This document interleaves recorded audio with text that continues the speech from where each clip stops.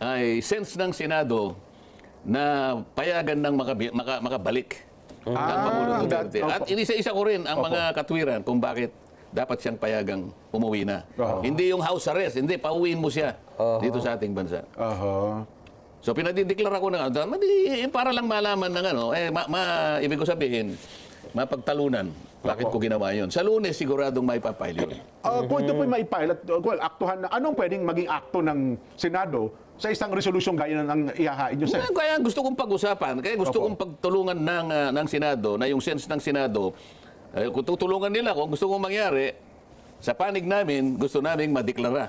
Ako, sa panig ko, gusto kong madeklara na illegal, unconstitutional, ang pagkakadakip, pagkakadetine, at paring pang-usig pa sa dating Pangulong Duterte. O, di pagtalunan namin, di pakinggan nyo ako. Resolusyon ko ito eh. O, kahit kanino mang komite, dumapo yun. O, edi sasabihin ko yung katwiran. Nandun naman eh.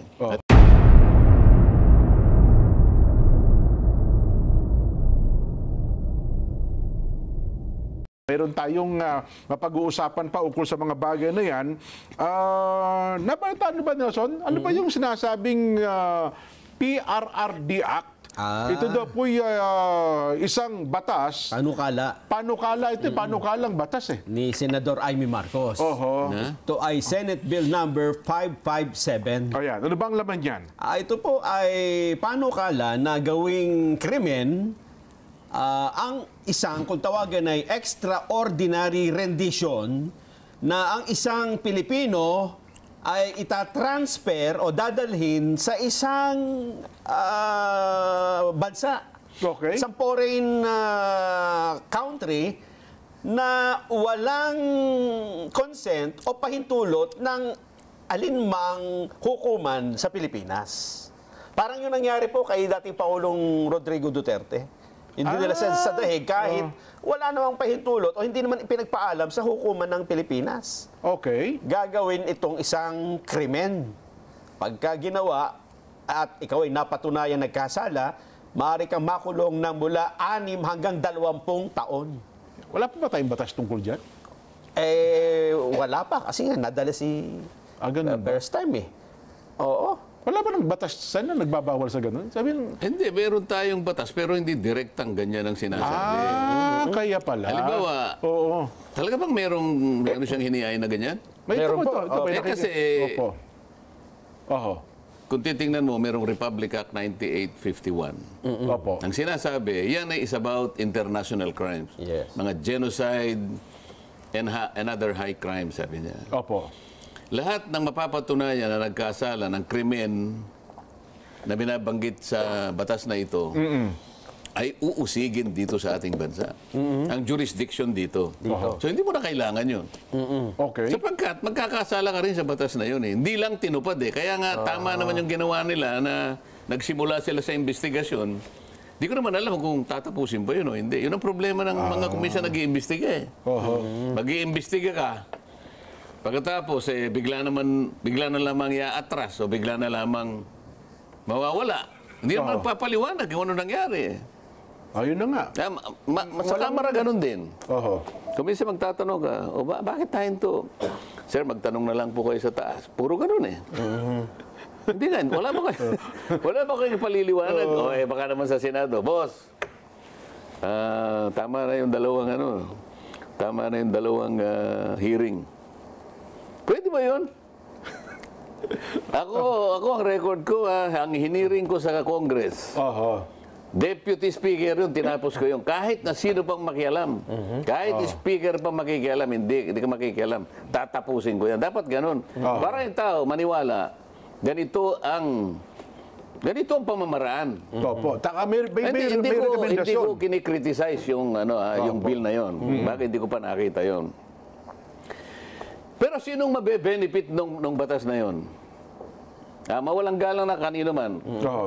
Nangyari kay PRRD lang yun eh. Ilang daang taon bago maulit yun. Ang kung kailangan mag-ano ka ng batas, yung lahat mabe-benefit. Yung mas maraming mabe-benefit. Ang tinutukoy dito, yung tungkol sa ginawa kay Pangulong Duterte. Uulitin pa kaya yun? Kung uhulihin si Senador Bato, doon lang uulitin. Pero hindi pa naman batas yan eh. 9851, okay na yun eh. Di ba? Di ba? Oo nga po. O ilang tao ba ang mabe-benefit sa batas? Palagay mo, o sige, nagtalo-talo kami. Ginugol namin ng 3 taon. Nais sa batas ito. Ano pangalan? PRRD Act. Oo. Eh, sino ang uusigin pa maliban kay dating Pangulong Rodrigo Duterte? Meron pa kayang mangyaring kagaya niya, no? Na hindi pagpapaalam sa korte. Wala na siguro. Sino nga sino makikinabang sa batas na yan? Di ba, hindi ba ang batas national? Dapat maraming makinabang. Kung isa lang. Meron pa, tinatanong ko, meron pa ba? Baka wala na eh. Baka naman doon. Wala nang jurisdiction ng ICC. Magyayabang ba yan na mag-i-issue pa ng warrant of arrest? Oo nga. Ito sa para sa kabatiran ng ating mga kababayan. Kasi ito magiging laman ng ating Vox Populi. Yan ba? Opo. Para lang magkaroon ng kabatiran ng ating mga kababayan, ano ba itong pinag-uusapan namin? Naihain daw po kasi sa Senado ang tuluyan na pong ipagbawal at gawing krimen ang extraordinary rendition. Ito daw po yung persahang pagpapatapon sa ibang bansa sa isang opisyal o mamamayan ng Pilipinas na inaakusahan sa ibang bansa gaya ng nangyari sa dating Pangulong Rodrigo Duterte nang hindi dumaan sa legal na proseso ng bansa. Ito daw po yung Senate Bill 552 o tinawag po nilang Duterte Bill. Inihain po ito Senadora Amy Marcos. Papatawan po ng mabigat na parusa ang sinumang sangkot sa ganitong mga hakbang. Iginiit po na labag sa ligang batas ang ginawa ng isang opisyal o ng mga opisyal ng gobyerno nang ipatapon po sa International Criminal Court ang dating Pangulong Digong dahil sa manoy mga kaso ng extrajudicial killings, gayong wala naman siyang kinakaharap na kaso dito sa Pilipinas. Ayan. Umapila naman ang senadora sa Office of the Ombudsman na aksyonan ang mga nakapending na kaso na may kinalaman po sa pagkapatalsik sa dating Pangulong Rodrigo Duterte. Sa ngayon daw pala, si Marcos po nasa kasalukuyan po nasa dahig kasama si BP Inday Sara Duterte. Ayon po sa pangalawang Pangulo, hiniling na ng kanyang ama sa ICC sa pamamagitan po ng kanyang abogado na payagang makapasok si Marcos sa ICC premises. Ayon. Well, basically, Sen, sana payagan siya. Bakit ka mo? Opo. Kasi hindi ako pinayagan eh. Ayun, oo. Tama. Para makapasok din ako, di ba? Ayun, kung meron ng nauna, di pagkasumulat pala, pwede. Hindi, pero yun munang PRRD Act. Oo. So yun daw pala, Sen, ang nilalaman. Sabi ko nga sa inyo, meron na tayong Republic Act 9851. Opo. Na ang isang tao, ang isang residente natin dito sa ating bansa, Pilipino. Opo. Hindi mo naman siya basta-basta mauusig o mapoprosecute o kaya i-detain nang hindi mo sinasang-alang-alang yung ating batas dito sa ating bansa. Yun namang Rome Statute na yan ang kumakatawan sa ICC. Ang kanyang pinakasentro naman ay yung tinatawag na principle ng complementarity.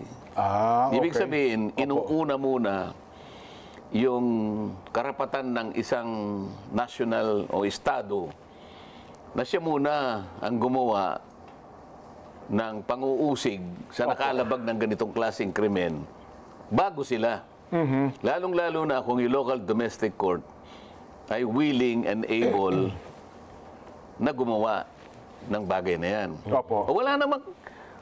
Wala naman nagsabi na ang ating bansa, yung mga korte natin, mga prosecution service, di man sila nagsabi, kami po'y walang kahandaan, kami po'y walang kakayahan.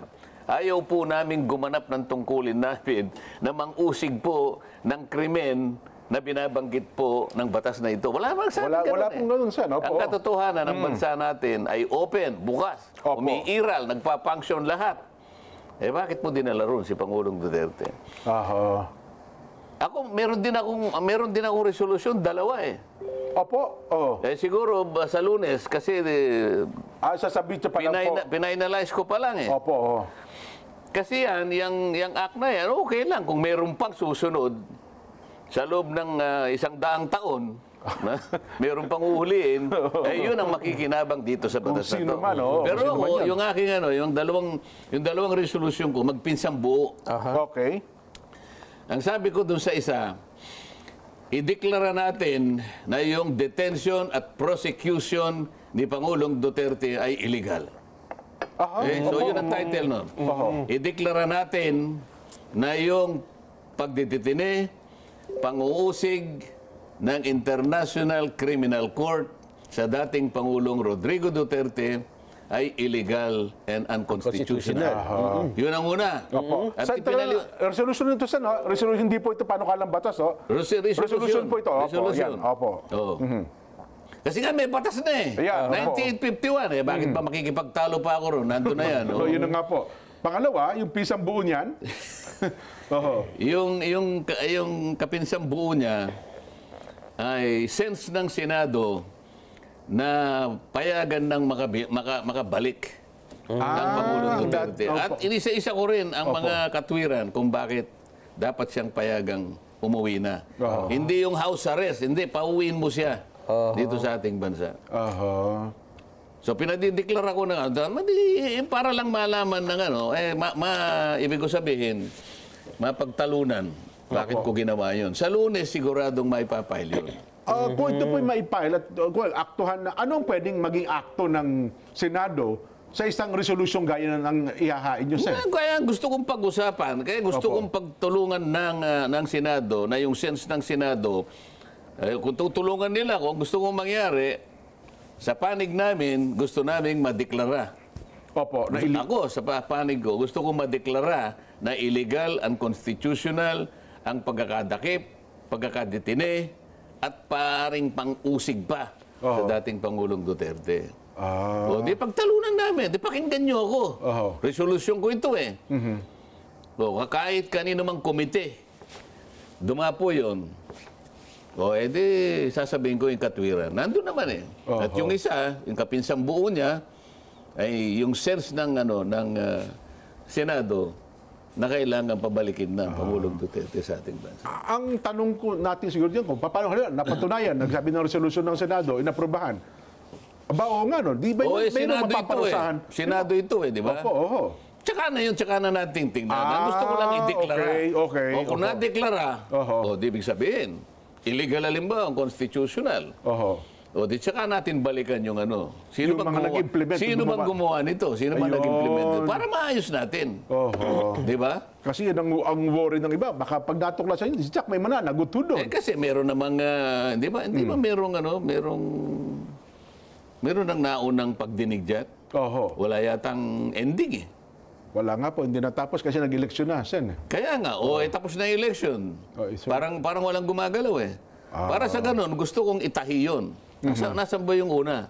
Pwede ba idugtong ko na ito, di ba? Opo. Well, ang kung di ako nagkakamali, yung sa di ba? Yung sa foreign relations, si Senadora Amy Marcos, tinatay. Nagkataon parang ibibigay sa akin ng foreign relations. Ayun, sinasabi ko. Para magkaalaman na kasi. Di ba? Dapat nga ituloy yun. Yun naman pala. Pero anyway, isangkot na natin ang ating mga kababayan. Teka, paano isasangkot ngayon? Magtatanong tayo, Sen. Pagaluin mo yung tatlo, ha? Huwag lamang yung isa. Ganon. Diniscuss mo yung pending panukalang batas. PRRD Act. Meron akong dalawang resolusyon. Diba? Lagumin mo ngayon. Yun, si Nelson. Hindi nagsasalita si Nelson. Si Nelson ngayon. Mahirap namang lagumin yun na sige. Tatlo. Lagumin mo lang. Kasi yung ito isa, yung PRRD Act, tapos yung panukala na Deklarang unconstitutional at pauwiin ang dating Pangulo. Lagumin mo nga. Maya-maya ng konti, bigyan kita ng 3 minutes. Kasi ang tatanong sana natin sa ating mga kababayan, dapat bang maaprubahan bilang batas yung PRRD Act? Ngayon, kung ang gusto nyo idugtong natin, yung dalawang resolusyon po ninyo, paano natin i-incorporate dito sa ating pangungusap, Nelson? Hindi kasi nga dinidiscuss natin na hindi naman tayo, wala naman tayong ginagawang anuman. Hayaan mo lang yung panukalang batas lang yun eh. Kaya lang kung kung tatantyahin mo, sino bang makikinabang sa batas na yan? Oo. Di ba? Mukhang isang tao lang po. Sino ba ang pagsisikapan muli ng pamahalaan sa pamamagitan ng mga hensyang pinangyarihan ng pagkakadakip kay Pangulong Duterte? Sino ba ang pagtityagaan pang ganun ang gagawin? Oo nga po naman. Ano? So kung wala, sino makikinabang sa batas na yan?